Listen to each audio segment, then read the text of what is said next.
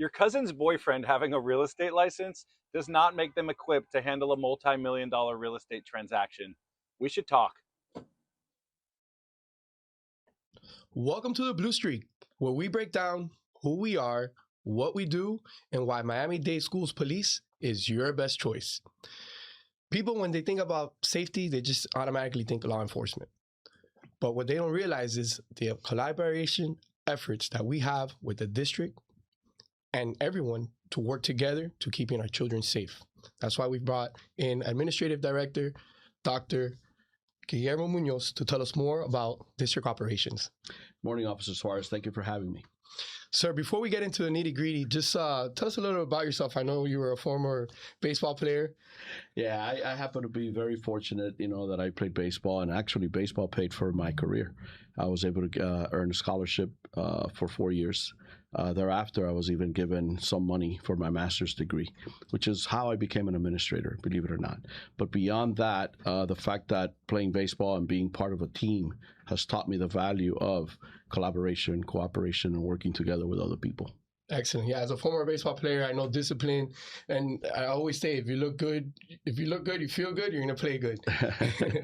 So, tell us something about your principalship. I know you were a principal at Brownsville, and how did that prepare you for your role? I was very fortunate. I worked under a principal at Miami Northwestern, Dr. Steve Gallen, where I learned a great deal about school operations and how to, in many ways, kind of anticipate things before they happened. And so I took that experience from Miami Northwestern for 6 years as an assistant principal to my first principalship at Brownsville Middle, where I dealt with some very critical incidents at that school. And I feel that that has prepared me for the role that I'm in now. That coupled with all the other stops along my career. Excellent. So what exactly does, the district operation look like? What is the day by day? What exactly do you do?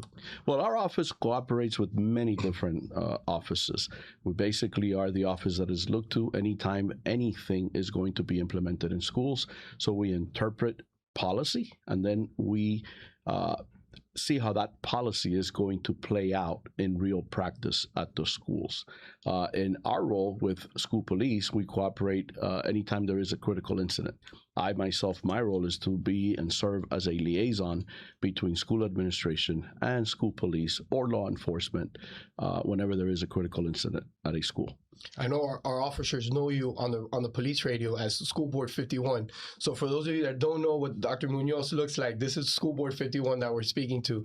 I've worked with you on a critical incident myself, so I know it's very important to keep that communication between school police and administration, that collaboration, that you make everything so easy for us. So I thank you on behalf of the chief, the command staff, and our officers. So thank you for the work that you do with that. Thank you. I appreciate that. And an interesting story.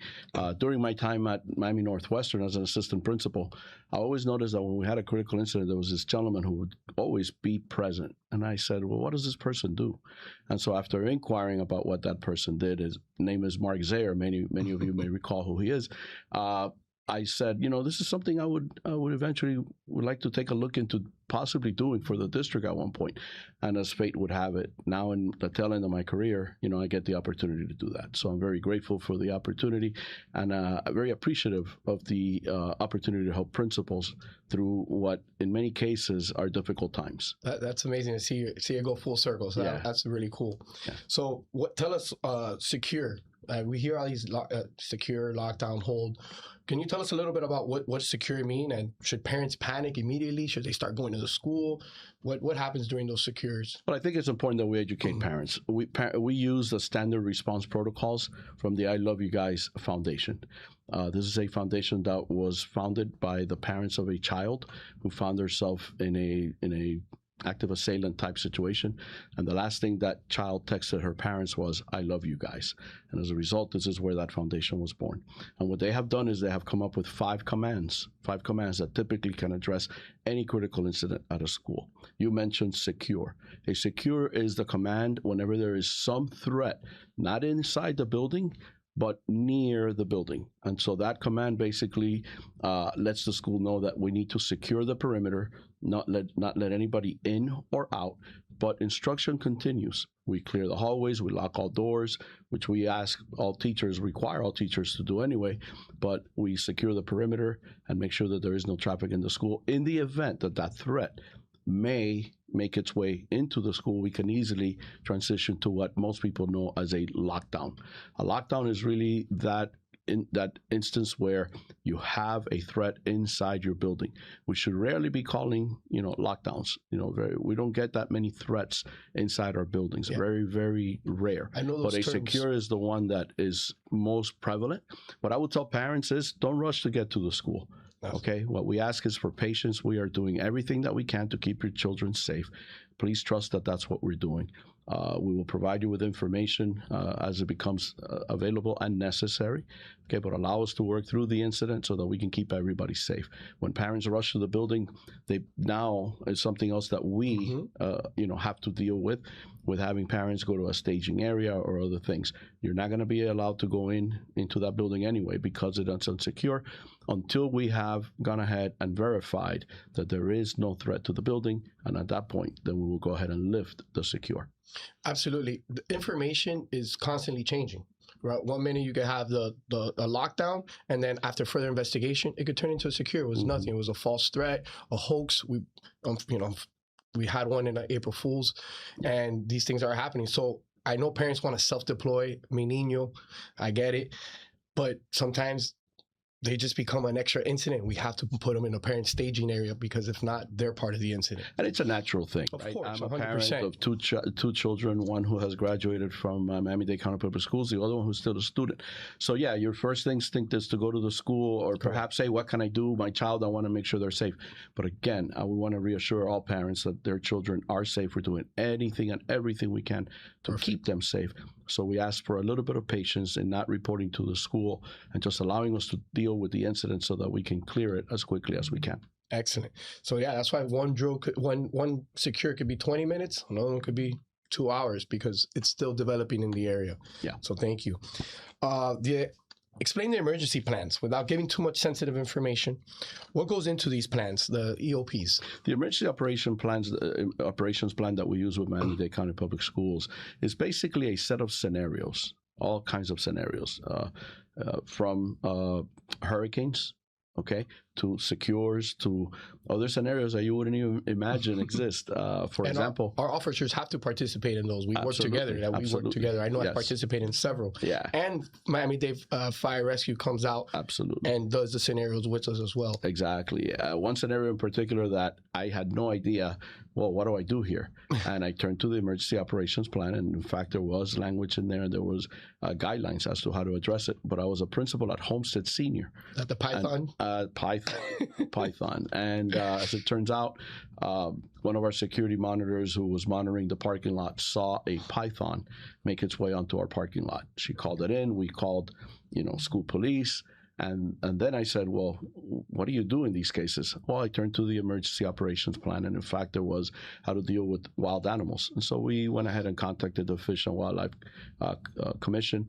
They came out, they went ahead and retrieved the python. So again, all different type of scenarios are included in that plan so that they can provide principals with guidance on how to deal with many different type of critical incidents. We can't go into details, obviously. We don't want to divulge that information, but I want to rest assured the parents that all different type of scenarios are included in there. So there are guidelines that principals will follow in conjunction with school police if necessary. So you mentioned conjunction with school police. You're that liaison between school police administration. So when we establish unified command and you're working side by side with police, fire, rescue, the district staff, what does that look like from your perspective? Well, there is what's called an incident command post. And from the incident command post, we get all different types of information. We go ahead and verify the information, and then based on the objectives of that incident, then we make decisions as a group. Okay, I will provide information regarding the school administration from the perspective of school administration, law enforcement from the law enforcement perspective, fire rescue from the fire rescue perspective, first responders, emergency personnel from their perspective. And based on all that information, then a decision is made. And once that decision is made, everybody works towards accomplishing the goals of that decision on that objective. Right now it's summertime. I know our officers are conducting mass casualty active shooter drills, and we bring you guys on board, and we always do one big drill at the end. What does that drill look like? We invite principals, we invite guests to see that. How do you prepare for that, and how important it is for us to continue training? I think it is important to always train for the, God forbid, eventuality that something like this may happen. And so the more muscle memory that you build in how to respond to those situations, God forbid if some situation like that would happen, then you would have some muscle memory inside of you to respond and react in the manner that you should. Once again, that is why we have these drills throughout the course of the school year. We do these in conjunction with school police. We make it as real scenario as we possibly can, so that in the event of a real scenario, we are prepared to respond in the manner that we should. My role is to go ahead and provide that assistance and support to school administration during those incidents, and working in conjunction with school police to ensure that we can bring that school back to normal as quickly as possible. Excellent, excellent. Dr. Munoz, any last minute, any advice you want to tell parents, anything you want them to know and understand about school safety that we didn't mention or cover? Yeah, I think the one area that parents need to be also aware of is the mental health of children. I think that's an area that maybe we don't talk much about, but I think mental health is important. Keep an eye on your children. If they start acting, strangely, they start to become withdrawn or anything like that, set up a meeting with the school principal and or the counselor at the school, and just make them aware of that, so that we can go ahead and take the appropriate measures, and keep an eye on the child to make sure that everything is fine. And the officer at the school, all our officers are trained in youth mental health. They could talk to the officer or anyone, like you said, in the school. We're all working together to make sure that our kids are safe. Yeah. There you guys have it. Anything else? No, I think you covered pretty much everything. I wish we would have talked a little more about my baseball career, but other than that, we're good. Again, Dr. Munoz, thank you so much for coming on to our show. I know you have a very, very busy schedule. Guys, thank you again for tuning into the Blue Streak, where we break down who we are, what we do, and why Miami-Dade Schools Police is your best choice. I'm your host, Sergeant Jandro Suarez, and I'll see you on the next one.